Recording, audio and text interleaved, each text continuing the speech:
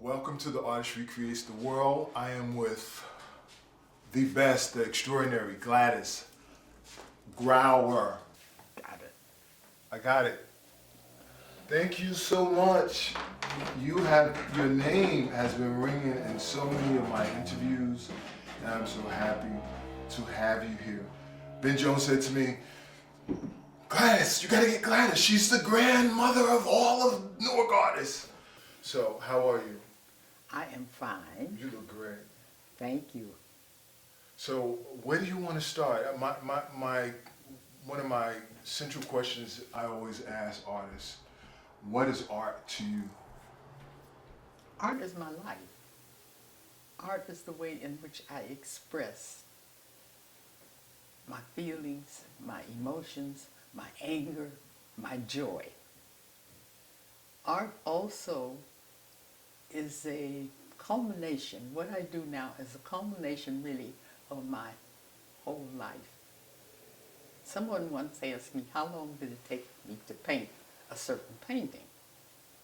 And at that time, I think I was 85 years old. I said, it took 85 years. Oh, Because you put yourself into a piece of artwork. You know where I'd like to start? It's very interesting. I've never done this on an interview before. I'm going to start with how I got this reputation of being the grandmother of the art of Newark and all that. I didn't start out that way. That is also a culmination of my early life.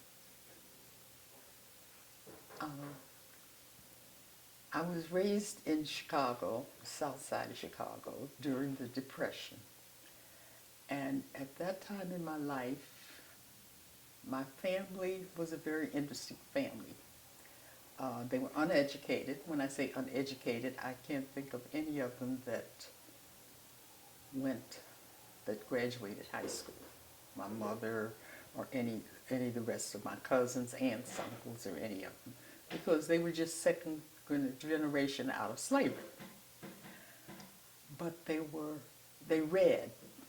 They read the newspaper every day, and my uncle, when he would come over, they would get into arguments over what's going on in Italy when Mussolini went into Ethiopia.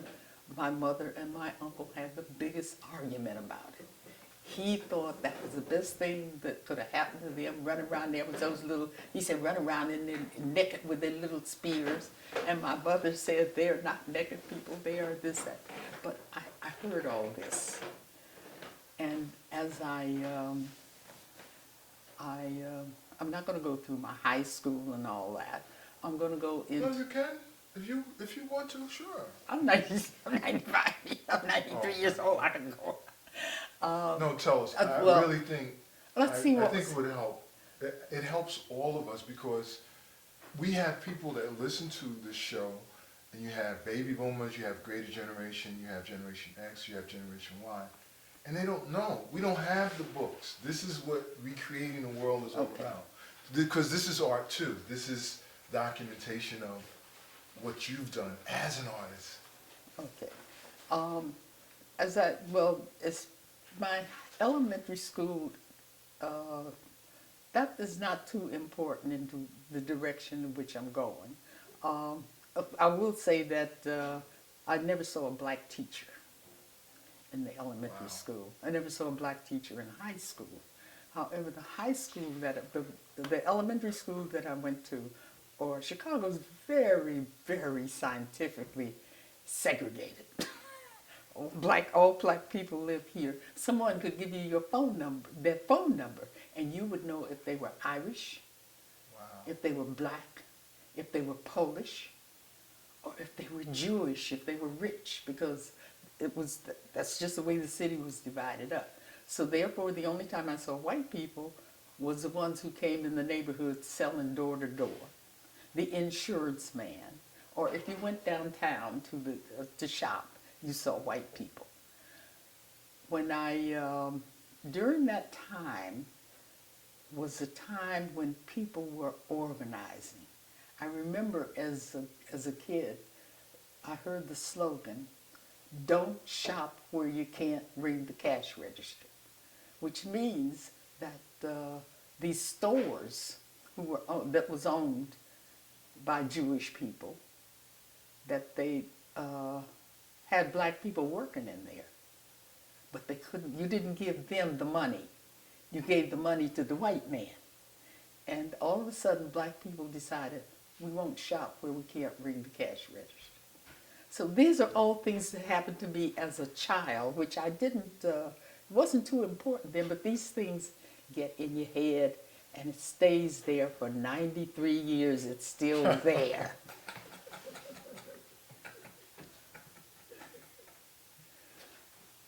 So from that's my early childhood memory of social issues.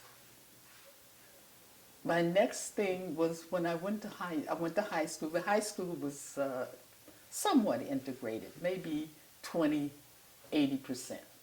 But there was enough black kids for us to feel safe and secure and have our own back and forth. So we socialized with everybody else, but we had our own. When graduation, the girl who should have been valedictorian, she had the highest grades of any kid in the class, was a black girl. And somehow they maneuvered around and they maneuvered that Peggy Goldberger would be the valedictorian. Wow. Would be the valedictorian, and Clarnell White would be the salutatorian. Well, that was another thing that stuck in our little black heads, that things were not right. Then I went from there, I went to the Art Institute in Chicago. And at that time, there was a lot of radical youth. And it seems as though all the ones in the Art Institute were in one or some other radical group. I'd never met radical groups before. There was approximately, I'd say in the whole Art Institute, of the whole 4-year thing, there may have been 6 black students. So for the first time in my life, I met radicalism. And at lunchtime, they get into these debates. There was the, I'm going to name the organizations. There was the Hashemir Hatzair, which were the Zionists, labor Zionists. Even today, they differentiate themselves from the other Zionists. They were the labor Zionists. There was the Young Communist League. There was the Young Socialist League. There was the Trotskyites. And there was the Norman Thomas Socialists. And these people, at lunchtime, they'd have these arguments amongst themselves. And I was overawed. It was a whole nother world for me. And I finally ended up, they pounce on you. These kids are constantly recruiting and preaching. And I ended up with a group CORE. That was CORE was a group that was formed on the campus of the University of Chicago. It was Norman Thomas Socialists. No. They were young Methodist ministers. Wow. And they were the ones that formed CORE. And finally, I don't know how, I think I was in the Glee Club, and one of the CORE members was in the Glee Club, and he used to talk to me all the time. And he finally convinced me to go on a demonstration with him. My parents didn't know all this right away. They sent me to school to learn, not to do this stuff. And I went on, and I remember it because it was terrifying. What they were fighting against was restricted covenants. That's where black people cannot, where you can't buy a house. You can't, restricted covenants was that you only sold to white people. Mm-hmm. And the other thing they were demonstrating against was restaurants that wouldn't serve black people. I'm laughing because as I think about it now, it was such a terrifying thing for me then. So anyway, I go with this group of white kids to this restaurant. And we go in, and we sit down. I don't know if you can get the feeling that I had then. I was terrified, but for some reason I didn't. And we sat down in this restaurant, and the man came over and said that he called the police to come and put us out. So when the police came, we left, and I was so relieved because, in Chicago, you learn not to like you learn to be afraid of the police too. Not now in 2016. We're going way back to 1941 and 42. I was scared to death. I didn't trust policemen. So anyway, once they came and we left. So that was my first experience. I won't go on about more because I went from one thing to the other of learning how to do a demonstration. I learned a lot there. I wasn't trying to be an organizer or anything, but as I said before, as you travel through life, things come in, it happens, some of it sticks with you, and some of it that's not important goes away. Now this is important because these early participations in demonstrations and listening to all this talk about what should be, how the world should be, has an effect on you. And that is what you'll find a lot in my artwork. Yes, I hear that. I mean, I went to that to tell you that is where I went. Also, those days, I went to school and I learned and I finished school and all that. But these things also were things that helped me get the reputation of having the first art gallery in Newark, of being the grandmother of the art in Newark. Those were all things that I learned during that period of time. How do you get people together? How do you actually do this? And let's see, where should I go from there? Well, what I like, go ahead. What I like that you told us is that, the social activism is at the core of what your art has always been about. And it comes from the injustice that it has always been in the culture. So that's where your art has been birthed and born. But it also gave you the tools to organize. Yeah, it did. And pull other artists together to help them find themselves and to make us stronger as within the culture. Well, see, I have never actually discussed this particular thing with before. I have mentioned in other interviews, what was going on in that period in my life. At that time, the unions were organizing. Wow. The AFL, it was two. It was the AFL, the CIO.